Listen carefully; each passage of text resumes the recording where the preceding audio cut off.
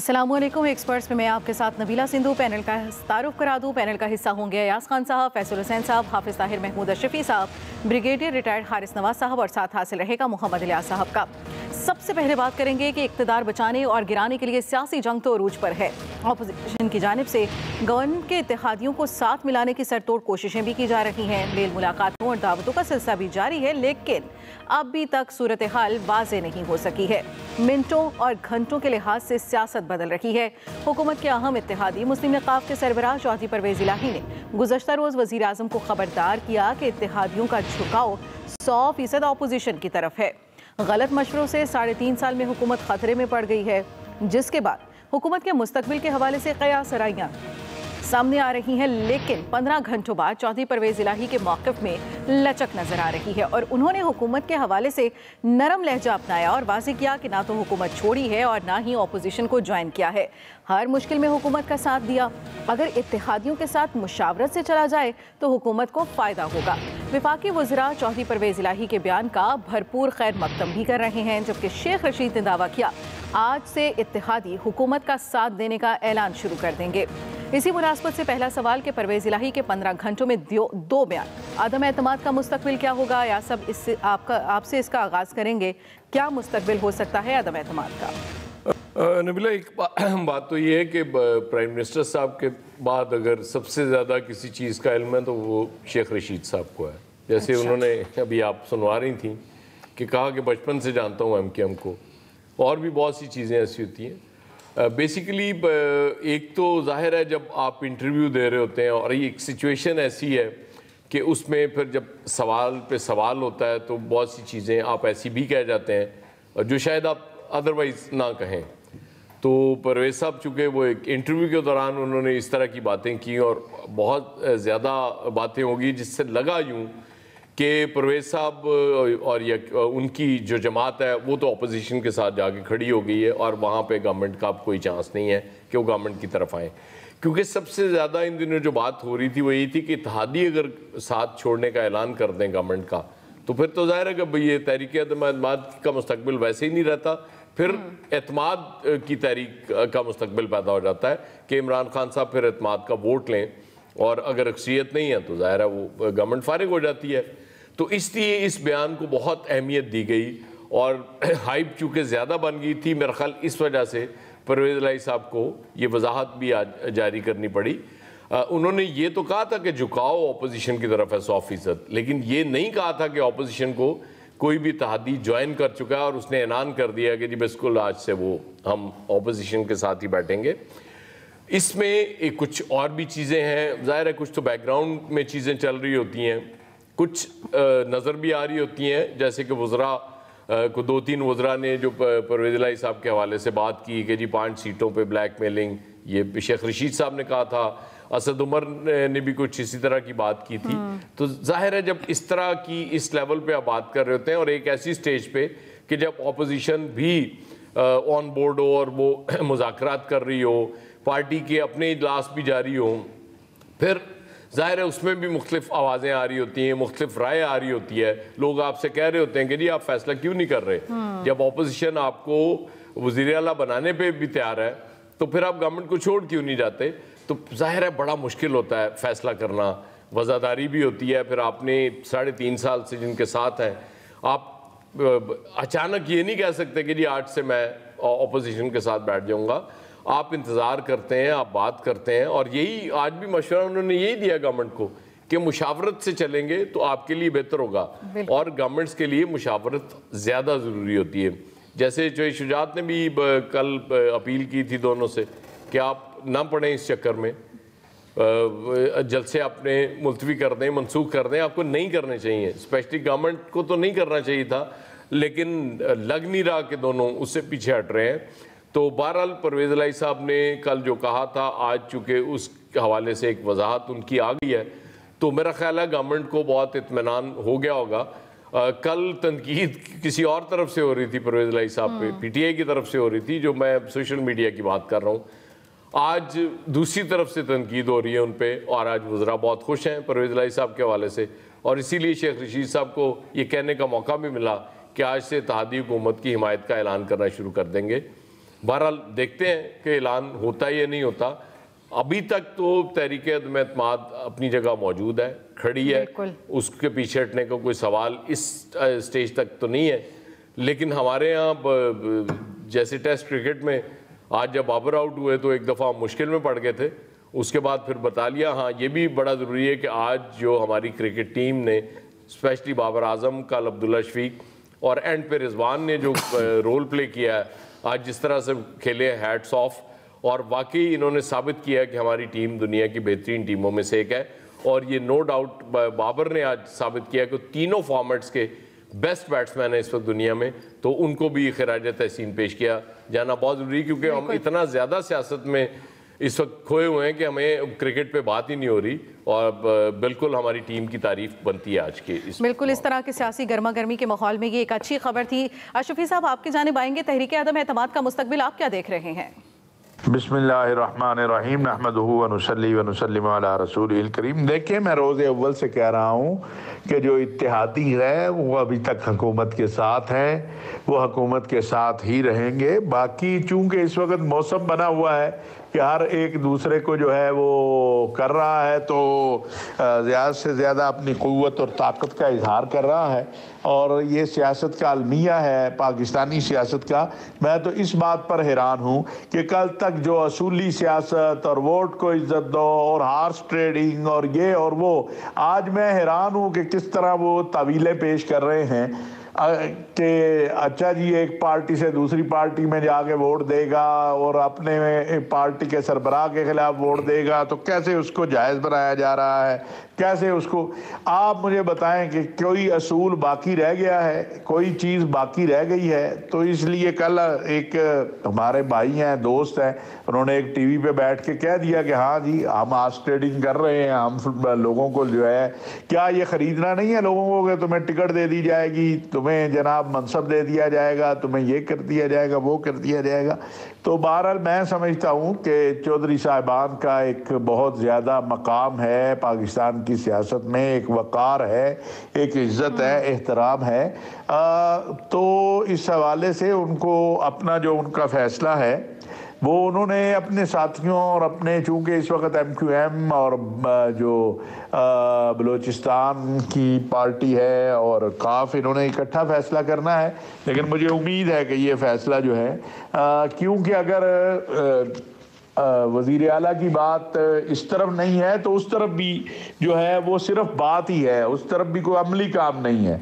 और सबका यही है कि अदम एतमाद के बाद देखी जाएगी। तो अदम एतमाद के बाद पहले भी बड़े, और फिर चौधरी साहिबान के साथ तो जो पहले वादे हुए हैं उन्हें पता है कि ये तो कौन कौन लोग उसमें, ख़ुद मियाँ शरीफ साहब भी एक बार, अल्लाह ताला उनको बड़ी जन्नत दे, वो भी सारा किस्सा लोगों को मालूम है। लेकिन फिर क्या हुआ, तो इसलिए ये मैं समझता हूँ चीज़ें काफ़ी बेहतर हैं। खान साहब के साथी जो हैं वो, जिनके बारे में लोगों का ख्याल था, वो उन्हें छोड़ के जा चुके हैं। उनमें से कई जो हैं वो खुद ऐलान कर रहे हैं कि भाई हम तो अपने प्राइम मिनिस्टर के साथ खड़े हैं। तो बाकी शेख रशीद साहब जो हैं वो वज़ीर दाखिला हैं, उनकी मालूमात हमसे ज़्यादा है, उनके सियासी ज़िंदगी भी हमसे ज़्यादा है वो। और लेकिन एक बात मैं गुजारिश करूंगा, और मैं बार बार इस प्रोग्राम में भी कहता हूं कि ये जो लबो लहजा है और ये जो एक दूसरे की तज़हीक और तज़लील है, ये हर तरफ से ही बंद होनी चाहिए।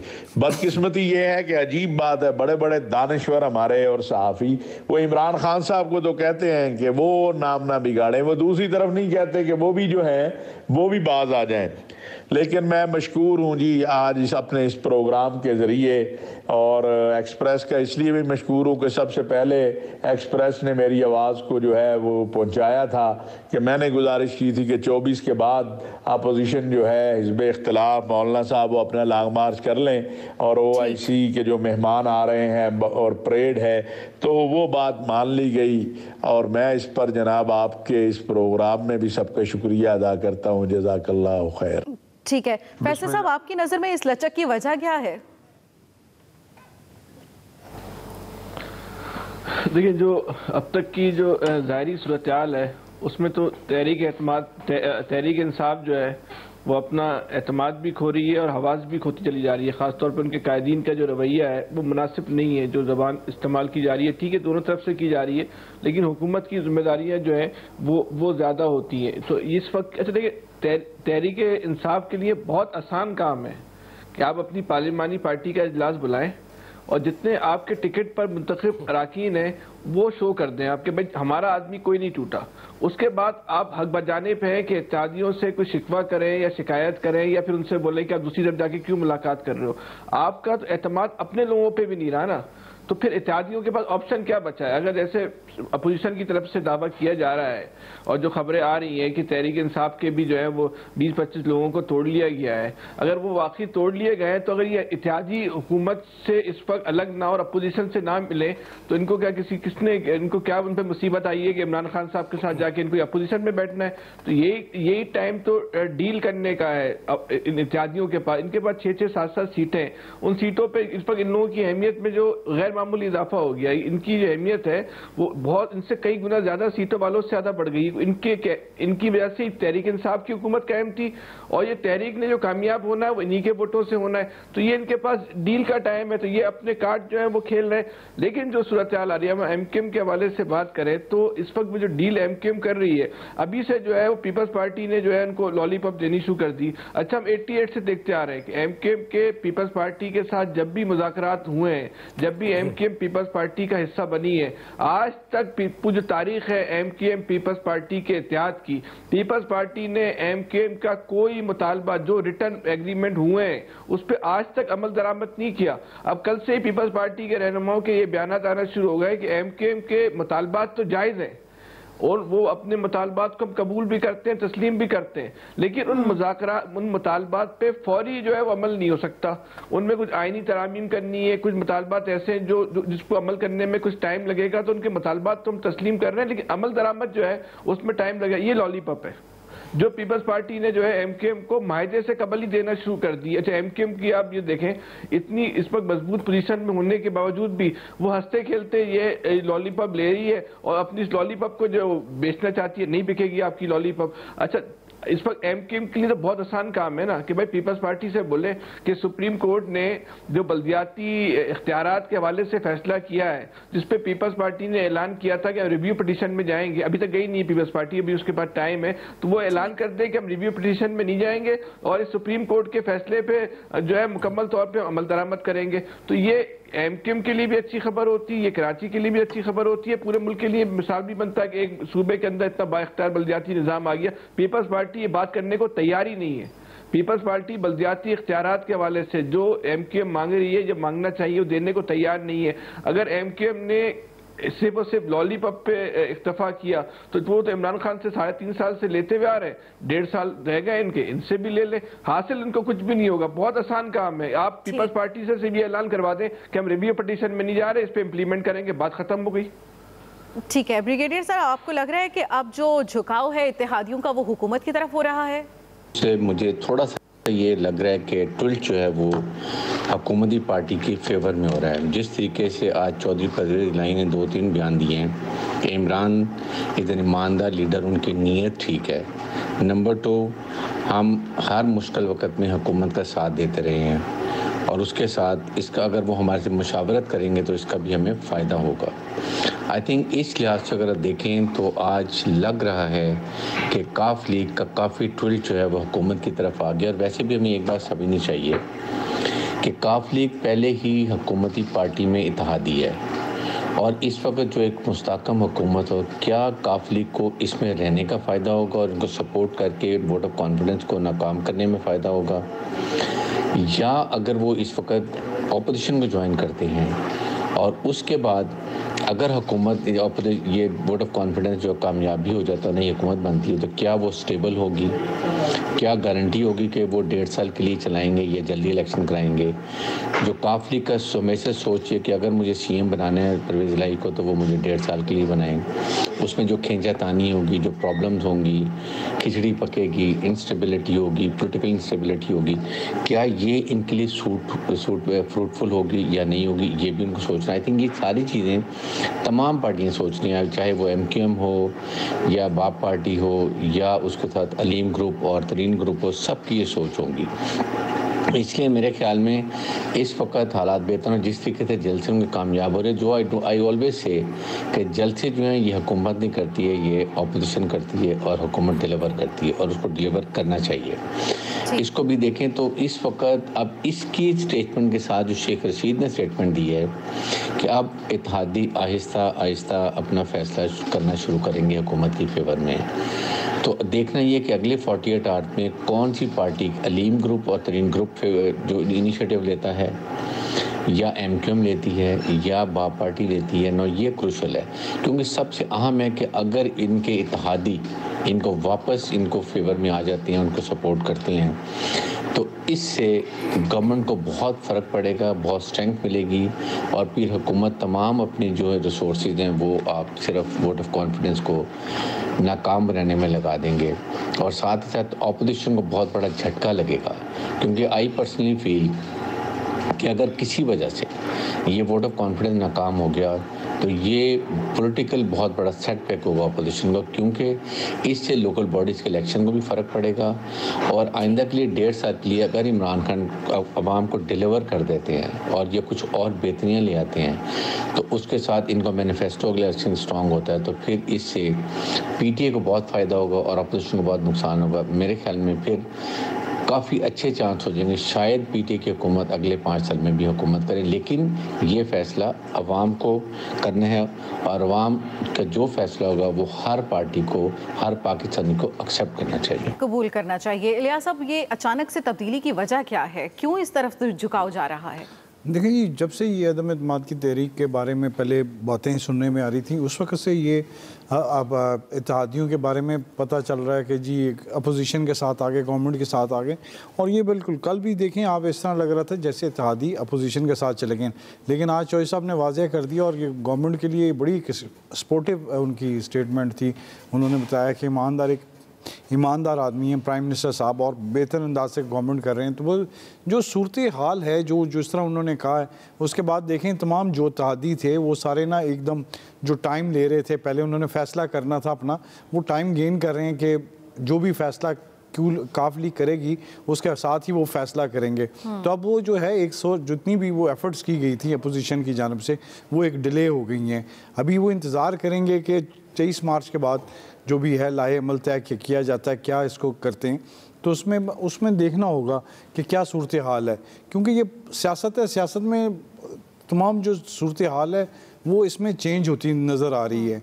अभी ये पसे पर्दा बहुत सारी चीज़ें जो वक्त के साथ साथ सामने आती जाएंगी जो कि पता चल जाएगी, क्योंकि ये सब तमाम जो पॉलिटिशियंस हैं ये बड़े सीनियर्स हैं, इनको बड़ा दराक रखते हैं सियासत के बारे में। तो ये तमाम जो सूरत हाल देख रहे हैं इसमें ये नहीं है कि जिस तरह उन्होंने कल क्लियर किया कि वजारत आला के लिए नहीं, ये वो देख रहे हैं जमहूरियत को स्ट्रेंथ करने के लिए। चौधरी साहब ने जिस तरह कहा था कि जो गवर्नमेंट को 5 साल पूरे करने चाहिए, वो पहले से हमेशा से एक बात कहते आ रहे हैं। अब 5 साल पूरे करने के लिए उन्होंने कहा है तो बिल्कुल जाहिर है वो जैसे साथ चले हैं इनके साथ, गवर्नमेंट के साथ पहले भी मुश्किल वक्त में साथ खड़े रहे हैं और उनके साथ जैसे भी चले और जिस तरह भी हुआ, उन्होंने पहले भी गवर्नमेंट ने बताया कि आपको मुशावरत के साथ, इत्तेहादियों के साथ मुशावरत के साथ चलना चाहिए, लेकिन गवर्नमेंट की जानिब से इस बारे में कभी तवज्जो नहीं दी गई। पहले दिन से ही इत्तेहादियों के साथ सिर्फ मेल मिलाप दूर दराज रखा गया, सिर्फ ये नाम के थे कि ये इत्तेहादी हैं। तो ये जो सूरत हाल है, इस तरह आप वो कह रहे थे कि ये बड़ी देर से पहले इनको अगर यही हालात ताल्लुकात इनके अच्छे होते तो ये दिन ना देखने पड़ते, इनको जाके एक के पास ना जाना पड़ता और जाके उसको मनाना पड़ता। तो ये सियासत में ये वो दूसरी गेम नहीं है, सियासत में बड़े आपस में एक दूसरे की बातें सहनी पड़ती हैं, करनी पड़ती है, एक दूसरे से मेल मिलाप रख के तो चलना पड़ता है। तो अब ये जो सूरत हाल है इसके लिए गवर्नमेंट की जानिब से भी अब कोशिशें की जा रही हैं। अगर से वो जैसे देखें आप पंजाब में रोज़ बुज़दार साहब कहते थे कि मेरे 5 दिनों में 155 बंदों से मुलाकातें हो गई हैं, कहते हैं 31 बंदे फी दिन मिल रहे हैं फी में, और रोज़ बंदों से मिल रहे हैं और वो जिससे उनसे मुलाकातें करें, 1-to-1 मुलाकातें कर रहे हैं और इस वक्त बिस्किट चाय की देगें पक रही हैं वज़ीर आला हाउस में। ताकि इन लोगों को रोज़ खिलाई जा रही थी, और 30 बंदों को मिलाना ये बड़ी बड़ी बात है इनके लिए। तो ये सूरत हाल को इसको चाहिए इसी तरह अब वफाक में भी लगे हुए हैं, ताकि वफाक में भी सारे इस वक्त पंजाब में वज़ीर आला बुज़दार को अपना है कि मैं किस तरह अपने आप को दिफा करूं, लेकिन उनके जब तक ऊपर से मजबूत नहीं होंगे तो नीचे तक कोई सूरत हाल वाज़ह नहीं होती। तो इसलिए जब तक प्राइम मिनिस्टर साहब लगे हुए आज पहले इतने फाल हो जाते तो नहीं देखना पड़ता। हाँ, पहले इतनी चाय पिला देते लोगों को तो 155 से बिल्कुल नहीं फाल वो शुरू से है फैसल, सिर्फ नजर नहीं आते वो। चले अब अगर नजर आना शुरू हो गए, मेल मुलाकात सामने आ रही है तो उम्मीद करते हैं मुलाकातों में नजर आ रहे हैं। बिल्कुल अब इन मेल मुलाकातों का कोई मस्बत नतीजा ही निकला है। ब्रेक की तरफ जाना है और ब्रेक के बाद बात करेंगे कि अगर हुकूमत के नंबर्स पूरे हैं तो वजीर आजम का जलसों पर जोर क्यों है। एक्सपर्ट्स की राय जानेंगे इस ब्रेक के बाद, साथ रहिएगा।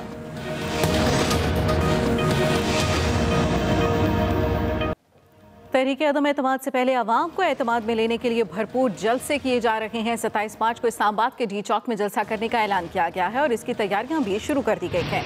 आज हुकूमत ने सवात में भी सियासी ताकत का मुजाहिरा किया, जारखाना खिताब किया। वज़ीर आज़म इमरान खान ने अपनी कामयाबियां गिनवाई और अपोजिशन पर हॉर्स ट्रेडिंग के संगीन इल्ज़ामात लगाए और कहा कि इस्लामाबाद के सिंध हाउस में लोग नोटों के बैग लेकर ज़मीर खरीदने बैठे हुए हैं। बयानबाजी के साथ साथ वज़ीर आज़म का एतमाद आसमान पर है और वो हर जलसे में यही दावा करते दिखाई देते हैं कि हमारे नंबर्स पूरे हैं।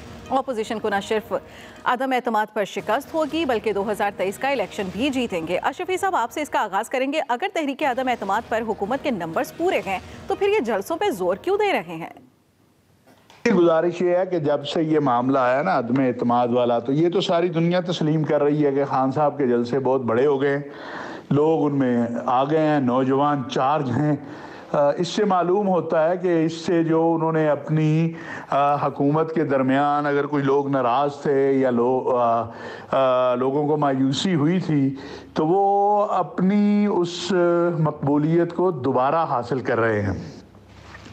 और लाजमी बात है कि वो सारी बातें करेंगे। ये हार्स ट्रेडिंग वाला तो मैंने पहले भी कहा, ये तो अब माना जा चुका है ना, इस पर तो हमें बहस ही नहीं करनी चाहिए कि ये तो खुद मान लिया है। वो हमारे भाई हैं, बड़े अजीज़ हैं। शेखुपुरा से जो MNA हैं मुस्लिम लीग नून के जवेद लतीफ़ साहब, उन्होंने कल एक प्रोग्राम में तस्लीम किया है कि हाँ हार्स ट्रेडिंग हो रही है। और हार्स ट्रेडिंग आप किसे कहते हैं कि आप लालच दें, हाँ कोई भी दे, ये अभी सवाल नहीं है। लालच दे कि आपको टिकट दे देंगे, लालच दें आपको जनाब पैसे दे देंगे, लालच दें आपको ये कर देंगे, तो वो तो मान रही है अपोजिशन, एलानिया मान रही है कि जी बिल्कुल ऐसा हो रहा है। तो लिहाजा मैं समझता हूँ कि ये जो असूली सियासत की हमने पिछले चंद सालों में बात सुनी थी, या हम ये सुनते थे कि अब ये जो है जीत के किसी पार्टी से आए, वोट किसी पार्टी को दे दें, ये सिलसिला अब ख़त्म हो जाएगा। लेकिन अफसोस है कि वो ख़त्म होता नज़र नहीं आया, बल्कि अमली तौर पर तो हमें कुछ और ही नज़र आ रहा है। तो इस हवाले से देखें, वजीर आजम जो है ना वो जलसों पर क्यों जा रहे हैं भाई? वो अवाम के पास जा रहे हैं, वो अपना एक अवामी प्रेशर अपने दिखा रहे हैं कि जी अवाम मेरे साथ खड़ी है, उनके लोग उनके साथ खड़े हैं और उससे उन्हें फ़ायदा हो रहा है। खुद भी आपने देखा कई सर्वे ऐसे आए हैं, कई वज़रा ने ऐसी बताया है कि जी उनके जलसों के बाद जो कोई उनसे इधर उधर होने को सोच रहा था वो भी खड़ा हो गया कि नहीं भाई हालात ख़राब हैं। तो ये बड़ा वाज़ेह है और इसमें वो अपने अज़म पर कायम है। और आज एक बात मैं आपको इस प्रोग्राम में बताऊं कि इमरान खान वज़ीर आज़म बनने के चंद दिन के बाद भी जो आज बात कह रहे हैं वो यही बात कहते थे कि अगर ये करप्शन और बाकी चीज़ों में मुझे कामयाबी ना मिली मैं फिर डी चौक में होऊंगा। तो मेरा अपना ख्याल है कि वो अपने उसी बयानिए को लेके आगे बढ़ रहे हैं। और अब मसला एक और भी है, और वो मसला ये है कि जो पहले इमरान खान था उसके पास बहुत से शवाहिद या चीज़ें नहीं थी। अब के इमरान अयाज साहब, क्या इतने बड़े बड़े जलसे कर देना आपकी कामयाबी की ज़मानत है? और अगर इन्हीं जलसों के जवाब में अपोजिशन भी इससे भी बड़े जलसे कर देती है तो फिर मकबूलियत किसकी? नबीला, बेसिकली एक तो होता है आपका बहुत स्ट्रॉन्च वर्कर जो होता है, जो हर हाल में पार्टी के साथ खड़ा होता है। उसको भी समटाइम्स चार्ज करने की ज़रूरत पड़ती है। और फिर एक स्टाइल, ज़ाहिर है इमरान खान साहब का स्टाइल ही ये रहा है जलसों में तकरीरें करनी, और वो लोग सुनते हैं और रिस्पॉन्सिव क्राउड होता है। मतलब बहुत कम लीडर्स का मैंने देखा है कि इतना रिस्पॉन्सिव क्राउड हो। भुट्टो साहब के जलसे हुआ करते थे, बहुत बेनज़ीर साहबा का बहुत रिस्पॉन्ड कर रहा होता था क्राउड। अच्छा, इमरान खान साहब का भी उसी तरह का वो तकरीबन सूरत हाल है। दूसरी बात यह है कि इमरान खान साहब एक तरफ तो कोशिश करेंगे कि तहरीक अदम एतमाद कामयाब ना हो, लेकिन जाहिर है उन्हें यह भी पता है कि वो कामयाब भी हो सकती है। चीज़ें दोनों साथ साथ चल रही हैं। तो अगर तहरीक अदम एतमाद कामयाब हो जाती है और गवर्नमेंट जो नई बनती है वो जल्दी इलेक्शंस की तरफ जाती है, तो आज से क्यों ना शुरू कर दी जाए election campaign. Basically prime minister साहब अपनी इलेक्शन कैंपेन पे निकल चुके हुए हैं दोनों सूरतों में। अगर तो वो कामयाब नहीं हो पाती तो फिर तो जाहिर है वो बैठे हुए हैं। इसके बावजूद क्योंकि वो ये समझते हैं महंगाई इतनी हो गई, वो जो वादे करके आए थे, जो नारे लगा के आए थे, उसमें से तो कोई भी पूरा नहीं हो सका, बल्कि उल्टा वो और ज़्यादा लोग नाराज़ हो गए।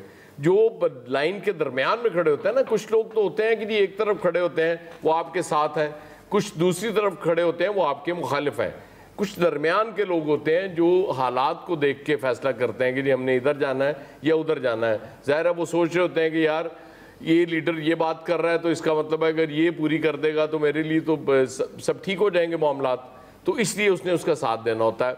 तो अब उसको वो अपना फैसला करने में फिर वो आज़ाद हो जाता है जब आप वो अपनी उसके वो पूरे नहीं होते, जो ख्वाहिशात होती हैं वो समझ रहा होता है कि यार इस लीडर ने ये वादे की तो नहीं कर।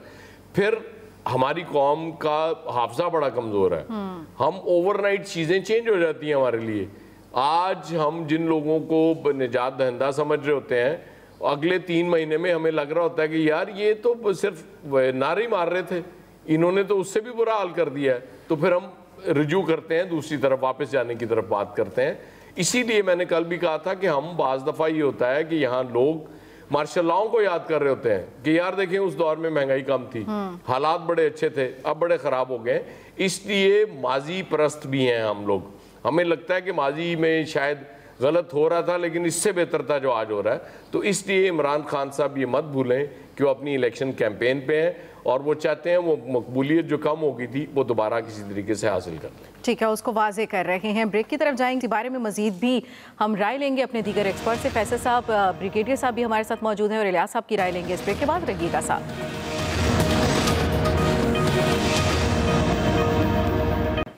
Welcome back. फैसल साहब, आपकी जानिब आएंगे कि अगर हुकूमत के नंबर्स पूरे हैं तो फिर ये जलसे जुलूस क्यों, यही बयानात क्यों, क्या ये इलेक्शन की ही तैयारी है? देखिए, वो इस वक्त जो जेन्युइन पोजीशन है ना, कितने लोग टूट गए, इत्तेहादियों का क्या रुझान बन चुका है, ये इमरान खान साहब से ज़्यादा बेहतर तो कोई नहीं जानता।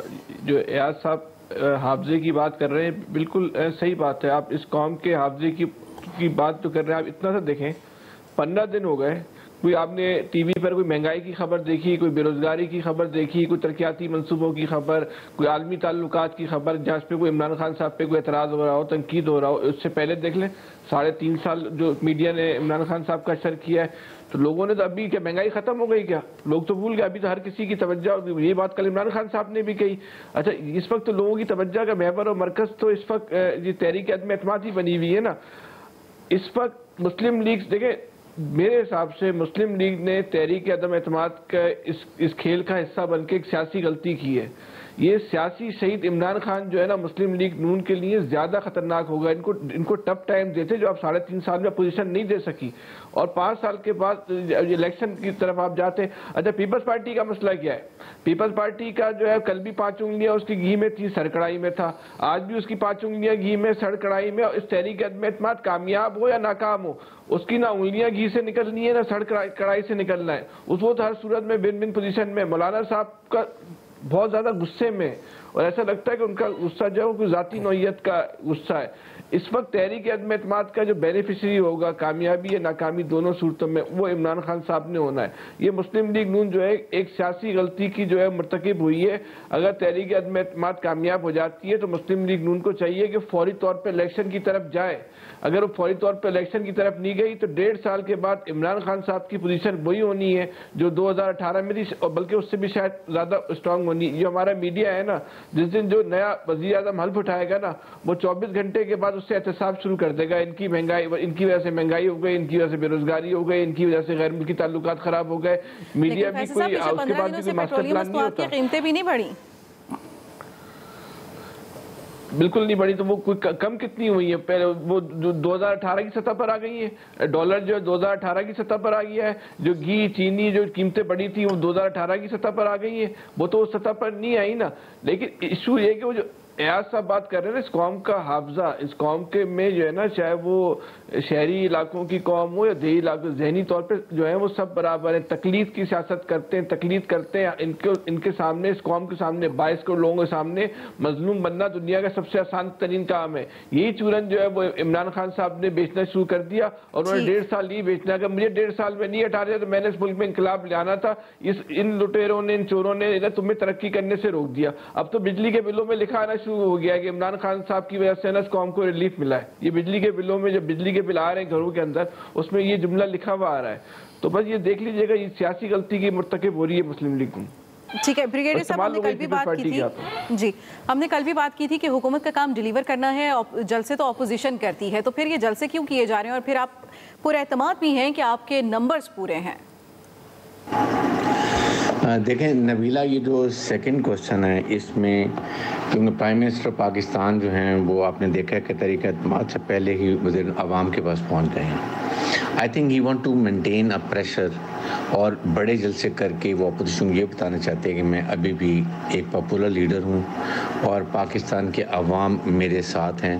और फिर शायद वो उनको 27 मार्च के जलसे के लिए वो उनको तैयार कर रहे हैं कि जब ये पुरजोश होंगे और वो सारे के सारे अगर वो काफ़ी ज़्यादा तादाद में आते हैं तो शायद इससे वो चाहते हैं कि ऑपोजिशन पे प्रेशर हो, और ख़ास तौर पे वो MNAs जो अभी 50-50 पोजीशन पे हैं PTI के, वो समझें कि हम ऐसी हरकत ना करें जिससे हमारा बाद में इंतसाब हो और अवाम उनसे बहुत ज़्यादा नाराज़, उनका जो पोलिटिकल कैरियर है वो भी ख़राब हो जाए। सेकंड बात ये कि बट आई ऑलवेज बिलीव, जो मैंने अभी पहले कहा था कि हुकूमत को जल्द से नहीं करती बल्कि हुकूमत डिलीवर करती है।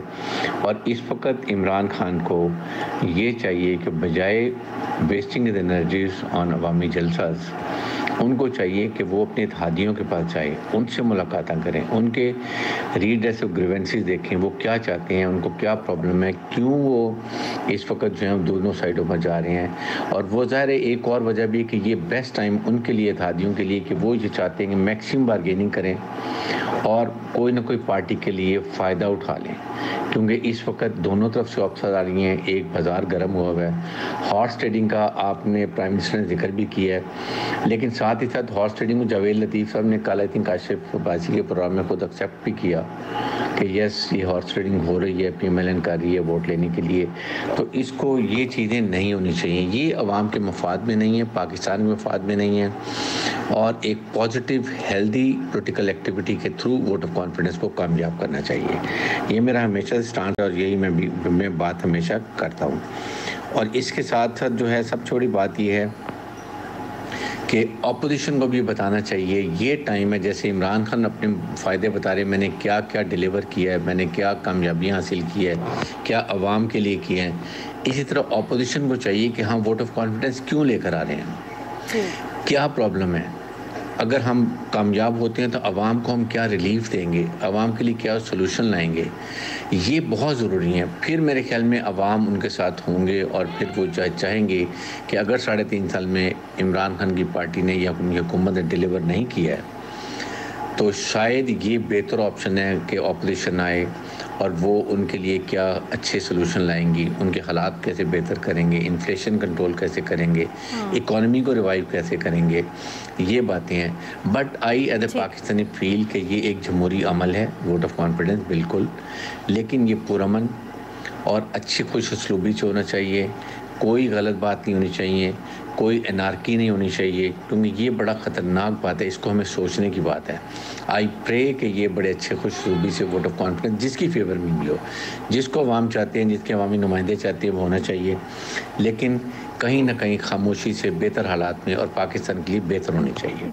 ठीक है, तो इलियास साहब, ये मियां जावेद लतीफ़ का दोनों ने हवाला दिया है, हाफिज़ साहब ने भी दिया और ब्रिगेडियर साहब ने भी दिया। असल में ये जो प्रोग्राम्स में की गई बात या कोई इंटरव्यूज़ को, इनको ज़्यादा सीरियस नहीं लेना चाहिए, क्योंकि पहले दौर में जब ये सोशल मीडिया नहीं था तो ज़ाहिर है अब तो फैल जाती है ना चीज़, तो आराम से हमारे लीडर्स कह दिया करते थे कि जी वो सियाको सबाक से हट के मेरा बयान छाप दिया या मेरा इंटरव्यू छाप दिया। अब वो बेचारे चूँकि कह कुछ नहीं सकते, अभी भी यही कह रहे हैं, नहीं वो कहते यही है, लेकिन वो अब कह उस तरह सकते नहीं है ना, जोर दे के। पहले तो कह लेते थे ना आराम से और लोग मान भी जाते थे, अब लोग मानते नहीं है, तो इसलिए इनको मजाक में लिया करें। वो बात तो ठीक कर रहे हैं ना कि जी और को हमारे पास चारा ही नहीं था, इतनी कोशिश कर ली, वो जाता ही नहीं था, तो क्या करते, हॉर्स राइडिंग भी ना करते, तो उनका राइट है यार, उनको करने दें। तो फिर इलियास साहब, जो जलसों जुलूसों में बात की जाती है उसको सीरियस लेना चाहिए या नहीं, और हुकूमत की पॉपुलैरिटी ज़्यादा ज़रूरी है या फिर परफॉर्मेंस? देखिए जी, हुकूमत की परफॉर्मेंस बड़ी ज़रूरी है, लेकिन गवर्नमेंट ये समझती है कि उनकी पॉपुलैरिटी बहुत ज़रूरी है। इसलिए वो जब ये सूरत हाल आई है तो कप्तान ने, एक प्राइम मिनिस्टर ने चाहा कि वो सारे जलसे करें और लोगों में, आवाम में एक दफ़ा फिर आ जाएं कि जी उनके ख़िलाफ़ जो कैंपेन चलाई जा रही है, नो कॉन्फिडेंस की मूव लेके आई जा रही है, वो आवाम को बताना चाहते हैं कि कौन कौन सी चीज़ें हैं जिसकी वजह से। ये बिल्कुल सही कहा है साहब ने, जिस तरह कि एक इलेक्शन कैंपेन है, गवर्नमेंट साइड पर भी PTI की तरफ से और अपोजिशन जमातों की जानब से हर कोई चाहता है कि जी अपनी अपनी कैंपेन करके, ताकि उन्होंने आवाम के में जाना है इलेक्शन के दौरान, तो उनको वो साबित कर सकें कि फ़लाँ वक्त में वो आवाम के लिए खड़े हुए, इसको टफ टाइम दिया गवर्नमेंट को, क्योंकि वरना इनके पास PTI का, अब देखें जैसे कहा जा रहा है कि PTI की जानब से भरपूर तरीके से जो चलाई जा रही है और डी चौक में जलसा किया जा रहा है, जो कि बड़े लेवल पर जलसा किया जा रहा है, ताकि ये अपनी पॉपुलैरिटी हासिल की जा रही है, ताकि अगर गवर्नमेंट जो अगर नो कॉन्फिडेंस की मूव आती है, हाँ या ना, दोनों सूरतों में गवर्नमेंट को यही फ़ायदा होगा कि गवर्नमेंट को अवाम में जाने में मुश्किल नहीं होगी, कि वो जी उन्होंने अपना सारी चीज़ें बताई थी, और जो अगर गवर्नमेंट चली जाती है तो वो ये बताने में होगी कि जी हम जो एजेंडा लेके आए थे उस पर इम्प्लीमेंट कर रहे थे और ये था, तो उस वक्त ये हम पर ये इन्होंने गवर्नमेंट चेंज कर दी थी।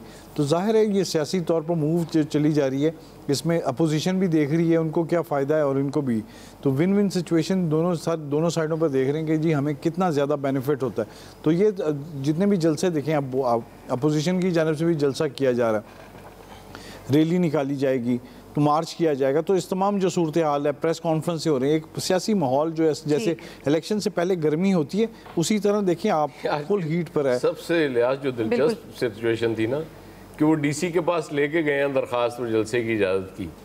ये कहाँ सुना आपने ये पिछले 3 साल में कि गवर्नमेंट ने कोई जलसा करना और DC के पास गए, तो यहाँ तक कब गेम हो रही है कि हालात इसी तरह से बदलते हैं, इसी तरह से बदलते रहेंगे। आज के एक्सपर्ट से इतना ही, फीडबैक का रहेगा इंतजार अलाहने के बाद।